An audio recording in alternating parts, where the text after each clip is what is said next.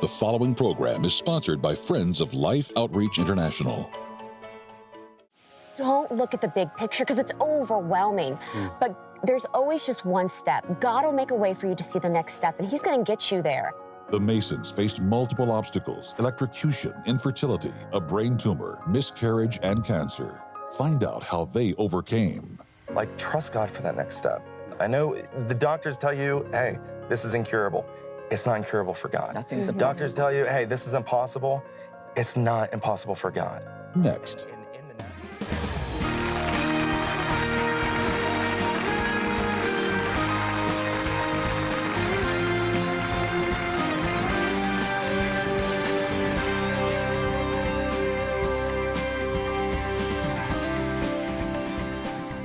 Welcome to Life Today. I'm Randy Robinson. Sheila Walsh is with me. And you know, we all face hard times, but can we get through them? Can we get through them with a smile? Well, today's guests are going to tell you their story, and it's really quite amazing. Kevin and Stephanie, it began when they met at a certain place that we'll discuss. Maybe. Maybe. The book is called You Met Her Where, and though it is a lighthearted approach, it's a very serious story. So we're excited that you're with us. And Kevin and Stephanie Mason, great to have you on Life Today. Thank you for having us. We're excited to be so here. excited. We're just going to let that You Met Her Where thing hang out there for a little bit. One of the things that I thought was hilarious about your book is I've never read another author who spends 6.5 pages saying, I didn't want to write this book. Yes. Was this a tough assignment for you? Oh my gosh, very tough. And so, of course, I'm a CPA. I'm a finance guy. I've never done this. I don't like writing long emails, let alone a book. And so it came to the point where everyone's like, hey, you know what you should do? You know what you should do? And I was like, Steph, why is everyone giving me their advice all of a sudden? Then it turned into people introducing us as, hey, this is Kevin and Steph. They should write a book. You should hear their story.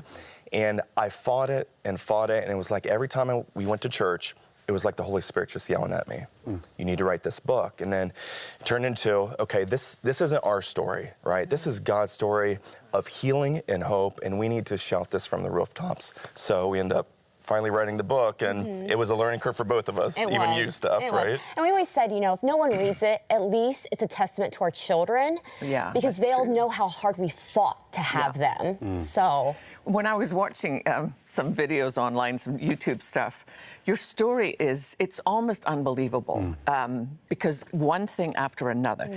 When I read about what happened to you in an operating theater, I thought, how on earth, A, did that happen, and B, did they send her home that day? Yes. Tell us what happened. So I was a surgical nurse, and I was unfortunately electrocuted in the OR. And it, for lack of better words, fried the whole front and left part of my brain. And from that point on, I just had severe health issues post that. So you're electrocuted in the OR, and they send you home? They sent me home. They're like, oh, you know, it was interesting because once it happened and I left the OR, it was the weirdest thing, Miss Sheila. It just felt like my brain was staticky. It was the best way I could describe it. But when people started approaching me, they could start smelling me. Like from me to you, the permeation of this burnt singe was coming from my body. And then when they looked at the OR, like, you have to come back to the OR. There was ash residue, 10 to 15 feet, covering the floor, covering the walls. There's these two pieces of metal. They're called metal sleds, and you hook a patient's arms together so the surgeon can walk around the OR table. And that was where I was standing. These metal sleds were, and 3 holes blasted through 2 sheets of metal. So it just kind of showed the voltage that happened into my body. What was the fallout of that? Meaning? What all, you mentioned some problems Issues. you had. Yeah, the issues. So if you were to look at me, my abdomen just quivered for a while from the amount of voltage. And then every month a new symptom would happen. So I had severe cognitive thinking issues, severe short-term memory loss, hallucinations, terrible headaches where I was in and out of the ER because I could not manage the pain of those. And then the very last thing that happened was my cycle had stopped. So. I'm sorry. No, go ahead, Kevin. Randy, I remember you would look at Steph, you couldn't tell there's anything wrong just by looking at her. But then once you started talking to her, she'd be like, hey, Randy, how's your family doing? And then 30 seconds later, hey, Randy, how's your family doing? Yeah. And then another minute, hey, how's your kids, Randy? And then you realize, okay, there's something wrong here. And so that was almost 7 years That we had to fight. of side effects. Now, you say your cycle stopped. Obviously, it was a project. You wanted to have children. Oh, we wanted to have kids so bad. It was just like, it was in my heart to have children. I just ached to have children. And then when my cycle stopped, what do you think? You think you're pregnant, right? So I was so excited and over the moon, like, finally something good has happened. And when I took a test and it kept showing negative, negative, negative, I just realized it was one more side effect of the electrocution. Goodness. Where were you guys spiritually? Where was God in all of this for you? Well, we came to the point where it's like, God, you're going to have to take control here, right? Because it didn't matter my education, my background, who we knew, what hospital we went to. What doctors we went to. Because they're just guessing, right? They're practicing medicine. Because probably nobody's stayed alive after what you went through. You're exactly right. That was the issue. The doctors they were just guessing what I was going through because they're like, there was no entry wound, there was no exit wound from where this electrical current. So they literally guessed from what I was telling them. And I was so frustrated. I finally contacted the National Institute of Health in New York because I'm like, they handle the most rare cases. And they finally got back to me and they're like, Stephanie, we are so sorry. We can't even help you because the people that we can associate you with are dead. Oh. So. Yeah. Wow. So what are you praying? What are you praying during How this do time? you pray?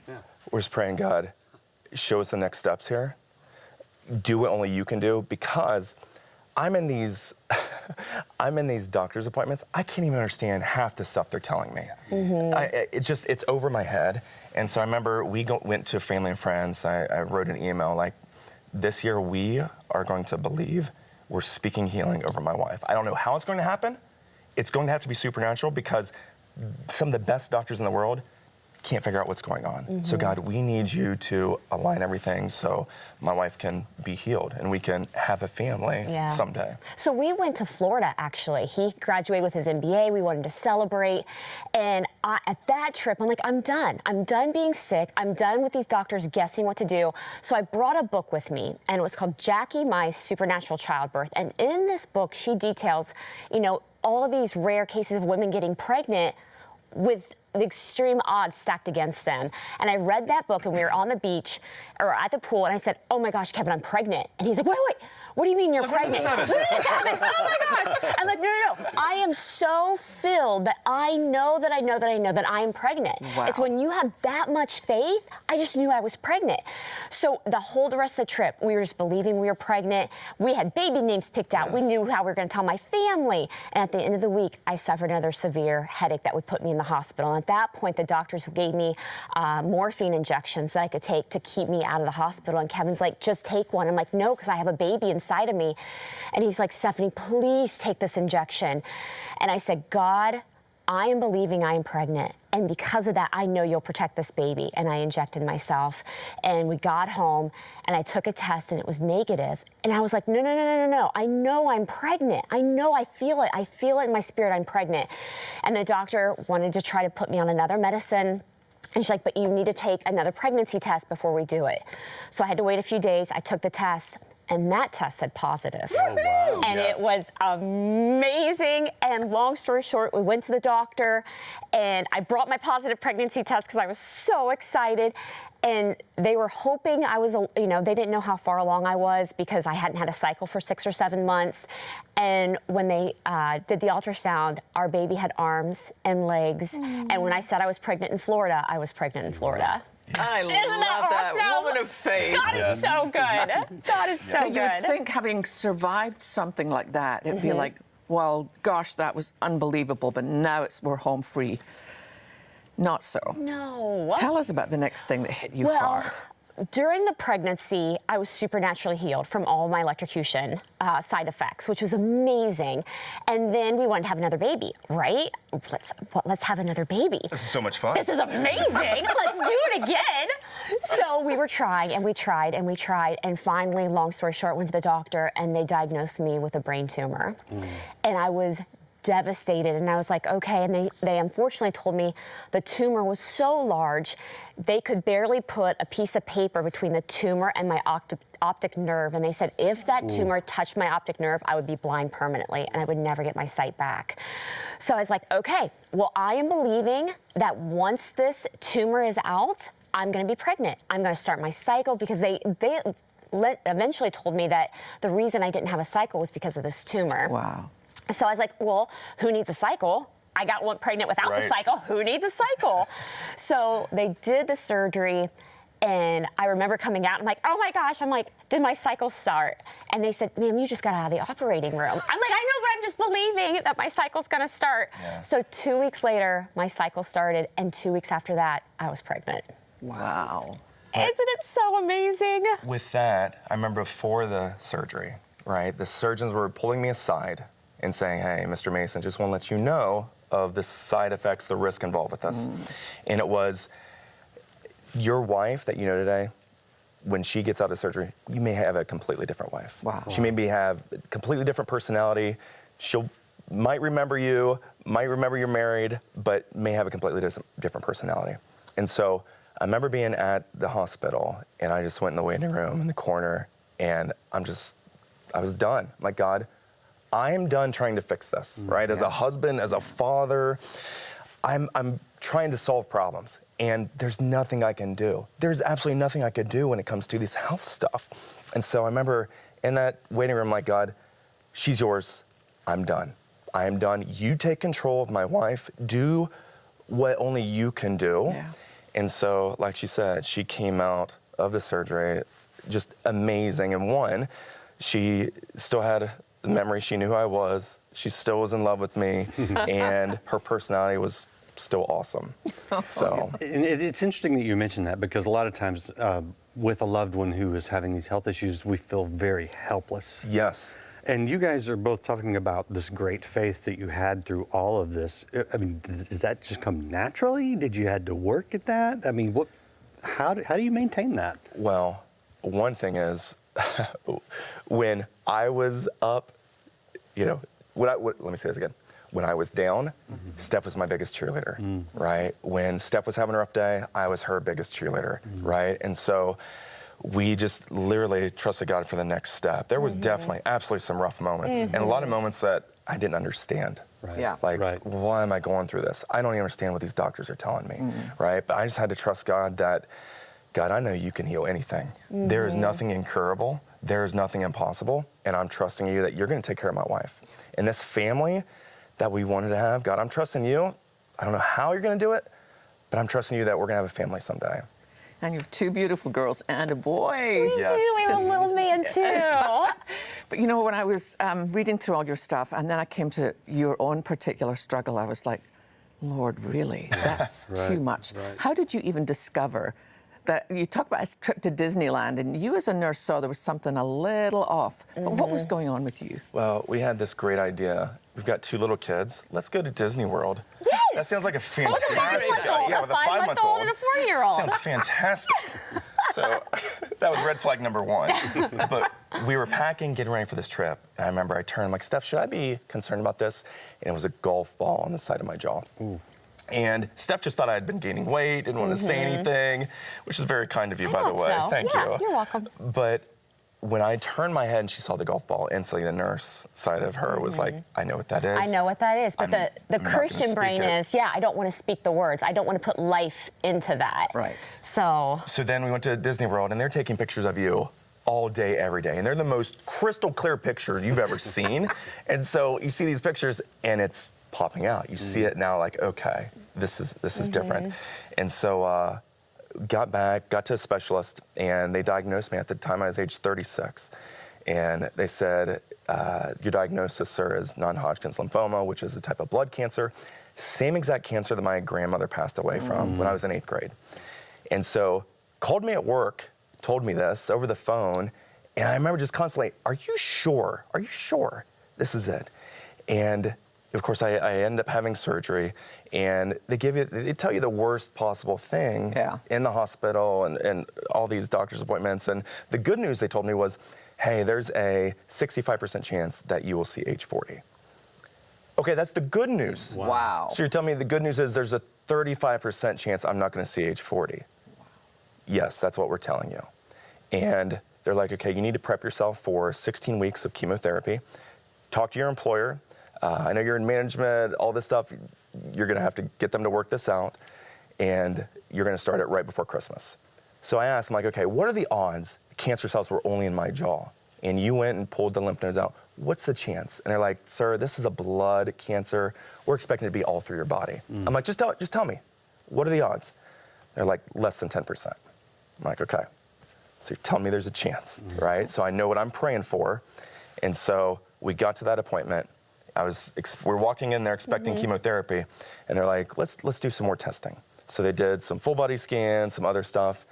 And come to find out, it was only in my jaw. Wow. No chemotherapy, but 13 treatments of radiation. Which is brutal. Which was brutal. They fried my jaw, fried my throat, couldn't talk. I had a nice 10-day stay at the cancer hospital in Columbus. But 6 months later, you're getting that call. You're cancer-free. Did you get to ring that bell? Oh my gosh. Sheila, every day I walked into that cancer hospital, of course, I'm just focused on next step. I didn't know what that bell meant. I didn't know. Every day I'm like, almost wanted to ring it, ding it. And thankfully I didn't. But then the last cancer treatment, they're like, hey, we're gonna do a ceremony. You're gonna ring this bell. And I didn't realize that. Huge. And so we go out there, they do the ceremony in front of all these cancer patients. And this is only the second time in my life where something happened and I immediately, I lost the emotions, right? The first time is when I saw Steph walking down the aisle. And then the second moment was ringing the bell. When I rang that bell, and all these cancer patients and their families who had terminal diagnosis, they give you a standing ovation. So it gives me chills. And they're applauding you, and then they're coming up to you, telling you, hey, congratulations, we're gonna be praying for you. Wow. I'm praying for you, congratulations, get through. And like, I couldn't speak. And so, such an overwhelming moment.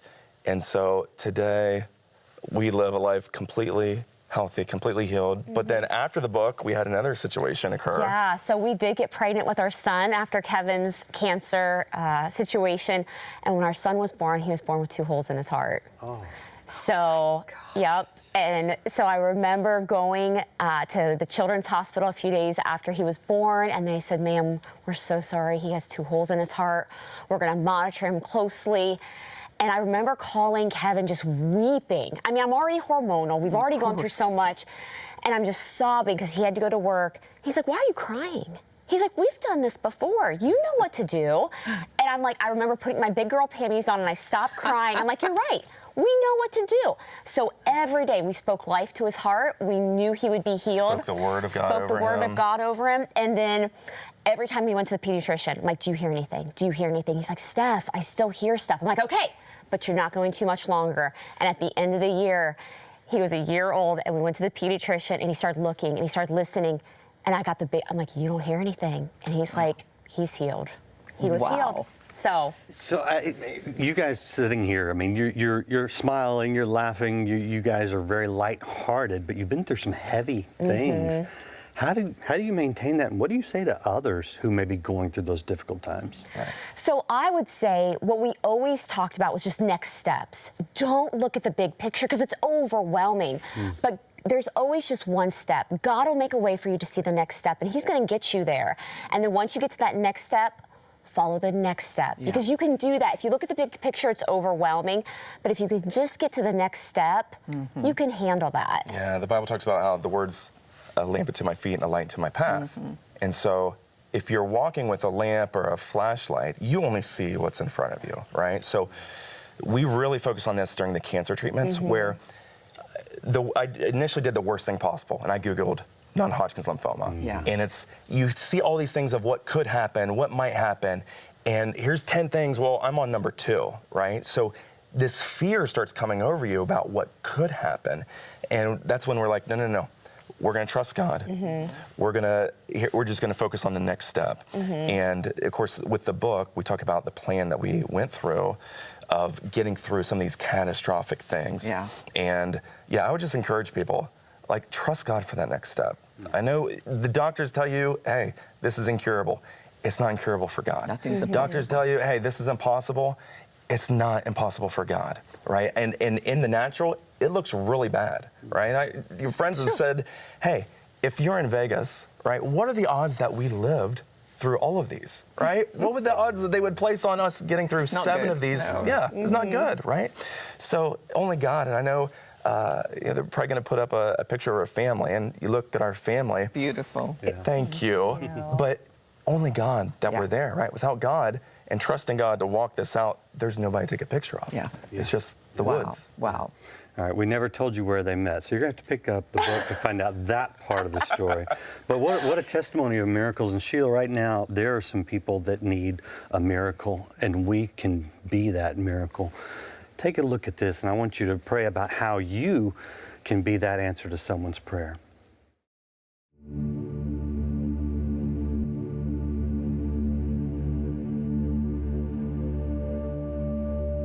These are the faces of those who once were happy, once were safe, loved, cared for. Now they're vanishing at the hands of predators, abducted, misled. To distant cities they're taken.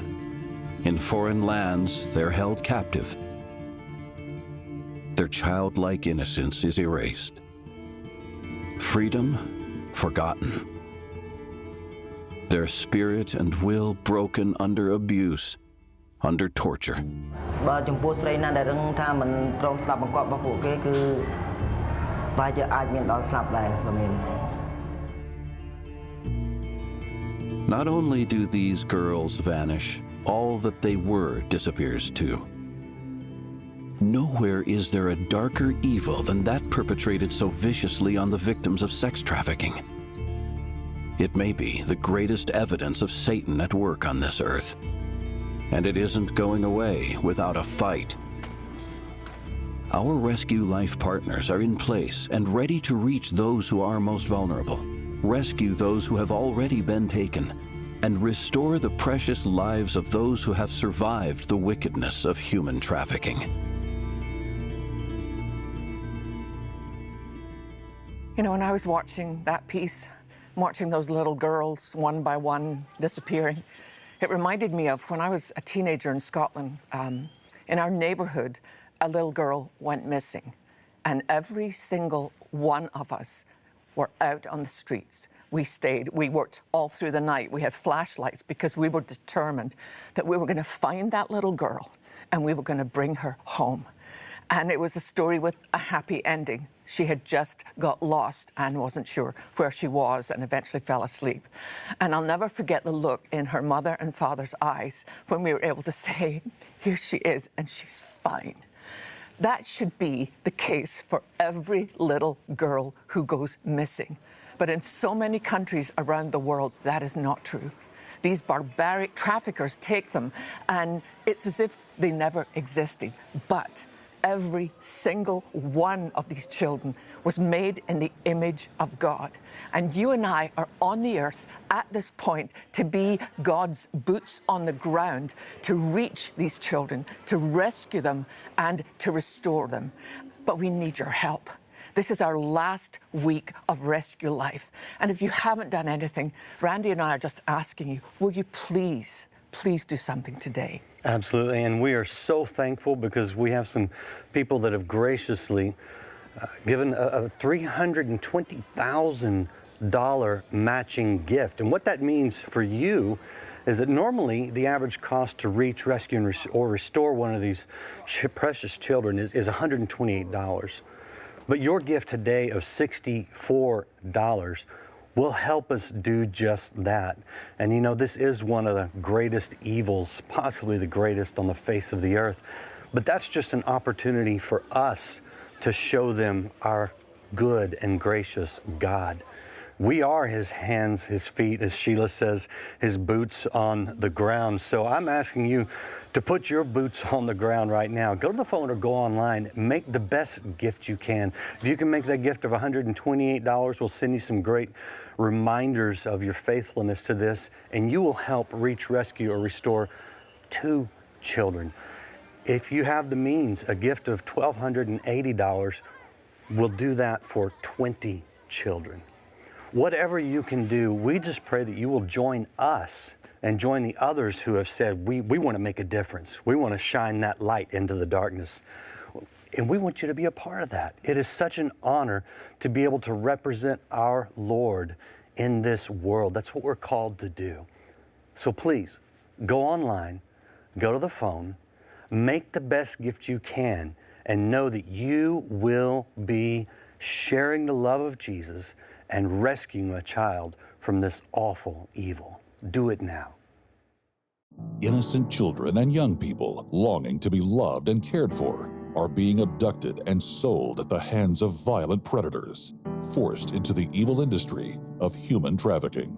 Through Mission Rescue Life, you can reach out to warn children who are at risk for sex trafficking, rescue those already enslaved, and restore young lives and give them a future. With a generous $320,000 matching gift, now your gift of $128 to help reach, rescue, or restore one child can be doubled to help 2 children. Your $64 gift will be matched to help save one child from the horrors of human trafficking, and a $32 Mission Rescue gift will be doubled to $64. With your gift today, we'll send you the Prayers for Life Journal, the perfect book to write down your prayers as you reflect on your relationship with Christ. With your gift of $128 or more, you'll also receive the NIV Thin Line Bible, along with 365 Days of Prayer for Life, a beautiful devotional filled with scriptures and key thoughts for each day of the year. Keep all 3 resources close by for your daily prayer time as you meditate on God's Word. Finally, please consider a gift of $1,280, which will now help save 20 children, and you may request our inspiring bronze sculpture, Let the Children Come.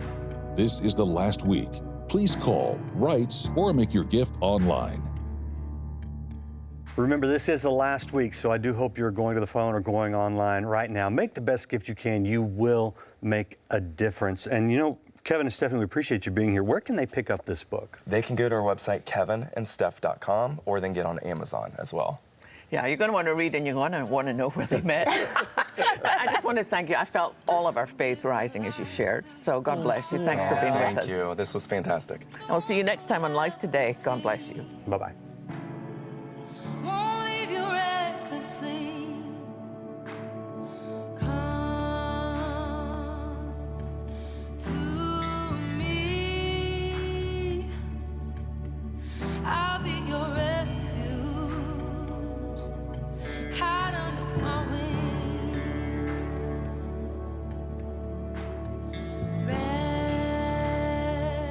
Rest your head, and don't you worry,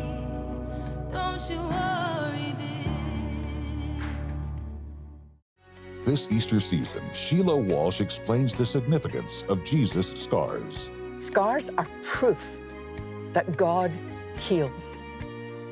Life Today is made possible by the supporters of Life Outreach International. Your gift will be used exclusively for the exempt purposes of life. The ministry features specific outreaches as examples of the programs it supports and conducts. Gifts are considered to be without restriction as to use unless explicitly stipulated by the donor. The ministry is a member of the ECFA.